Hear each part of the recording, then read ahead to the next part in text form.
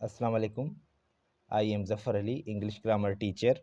आज के इस लेक्चर में हम पढ़ेंगे कि तक़सीम करने के लिए दो पार्ट्स ऑफ स्पीच होते हैं। एक होता है डिस्ट्रीब्यूटिव प्रोनाउंस और दूसरा होता है डिस्ट्रीब्यूटिव एडजेक्टिव्स।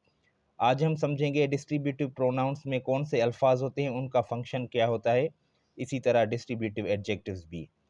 अब डिस्ट्रीब्यूटिव प्रोनाउंस में कुल अल्फाज होते हैं तीन: ईच, आइदर, नाइदर। फंक्शन तो आपको पता होगा। डिस्ट्रीब्यूटिव का मतलब है तकसीम करने वाला। ये प्रोनाउन हो चाहे एडजेक्टिव हो, ये नाउन्स को तकसीम करता है। डिस्ट्रीब्यूटिव प्रोनाउंस में कुल तीन अल्फाज होते हैं: ईच, आइदर, नाइदर। ये प्रोनाउन तब होते हैं जब इनके बाद हम ऑफ इस्तेमाल करके और प्लूरल नाउन इस्तेमाल करते हैं और सिंगुलर वर्ब। देखें, each of the mangoes is sweet. इन हर एक आम मीठा है। Each of these mangoes, each के बाद हमने यहाँ पे ऑफ इस्तेमाल किया है, तो ये डिस्ट्रीब्यूटिव प्रोनाउन है, ये मैंगोज को तकसीम कर रहा है। Either of these books is mine, either का मतलब क्या होता है, दोनों में से कोई भी एक। Either of these books is mine, तो ये दोनों बुक्स को सेपरेट कर रहा है। Neither of these girls dances well, इन लड़कियों में से कोई भी लड़की अच्छी तरह डांस नहीं करती। देखिए, ईच के बाद हमने ऑफ इस्तेमाल किया है, आइदर के बाद भी हमने ऑफ इस्तेमाल किया है, नाइदर के बाद भी हमने ऑफ इस्तेमाल किया है। ईच, आइदर, नाइदर के बाद भी जब भी हम ऑफ इस्तेमाल करेंगे तो नाउन होगा ना, वो प्लूरल होगा, mangoes, books, girls. Verb singular होगा, इज सिंगुलर है, इज सिंगुलर है। डांसेस प्रेजेंट सिंपल सिंगुलर है। तो आपको पता चल गया होगा कि डिस्ट्रीब्यूटिव प्रोनाउंस ये अल्फाज तब होते हैं जब इनके बाद हम ऑफ इस्तेमाल करेंगे। उसके बाद आइए डिस्ट्रीब्यूटिव एडजेक्टिव्स में ये तीन अल्फाज एक जैसे ही होते हैं, लेकिन एक डिफरेंट होता है यहाँ पे। Each, every, either, neither. Every हमने प्रोनाउन में नहीं पढ़ा था क्योंकि एवरी के बाद हम ऑफ इस्तेमाल नहीं करते। ईच, एवरी, आइदर, नाइदर, ये जो चार अल्फाज होते हैं, ये डिस्ट्रीब्यूटिव एडजेक्टिव्स का काम तब करते हैं जब इनके बाद हम फ़ौरन नाउन इस्तेमाल करते हैं। याद रखें, इनके बाद जो फ़ौरन नाउन आएगा वो सिंगुलर फॉर्म में आएगा। देखें, each mango is sweet, each mango is sweet, हर एक आम मीठा है। Each mango is sweet. Either book is mine, दोनों बुक्स में से एक बुक मेरा है। आइदर के बाद देखिए नाउन सिंगुलर है।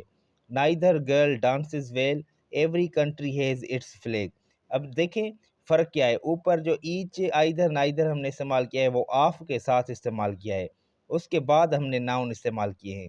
यहाँ पे ईच के साथ हम डायरेक्ट नाउन इस्तेमाल कर रहे हैं, आइदर, नाइदर के बाद डायरेक्ट नाउन यूज़ हो रहा है। तो ये डिफरेंस होता है इनको आइडेंटिफाई करने का, कि अगर ईच, आइदर, नाइदर आप नाउन के साथ इस्तेमाल कर रहे हैं, डायरेक्ट नाउन, तो वो नाउन सिंगुलर होगा और जो फंक्शन होगा इन तीनों अल्फाजों का वो होगा डिस्ट्रीब्यूटिव एडजेक्टिव का। एक बात और भी याद रखें कि आइदर, और नाइदर, नार, ये पेयर भी इस्तेमाल होता है, लेकिन ये ना प्रोनाउन होता है ना एडजेक्टिव होता है। जब भी सेंटेंस में आप आइदर, और नाइदर, नार देखें तो वो कंजक्शंस होते हैं दोनों। कौन से कंजक्शंस होते हैं? Correlative conjunctions.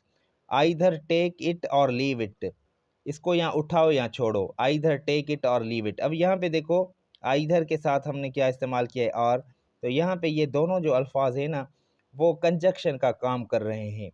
Neither the table nor the chair was broken, ना तो टेबल टूटी हुई थी और ना ही चेयर। तो देखिए, नाइदर और नार हमने इस्तेमाल किया है, ये यहाँ पे अब क्या है? कंजक्शन से। इसका मतलब ये हो गया कि आइदर और नाइदर ये प्रोनाउन का काम भी कर सकते हैं, ये एडजेक्टिव का काम भी कर सकते हैं, ये कंजक्शंस का काम भी कर सकते हैं। कंजक्शंस तो आसान है, जब भी आइदर आर और नाइदर नार, इनके साथ आइदर के साथ आर, नाइदर के साथ नार यूज होता है, तो ये कंजक्शंस होते हैं।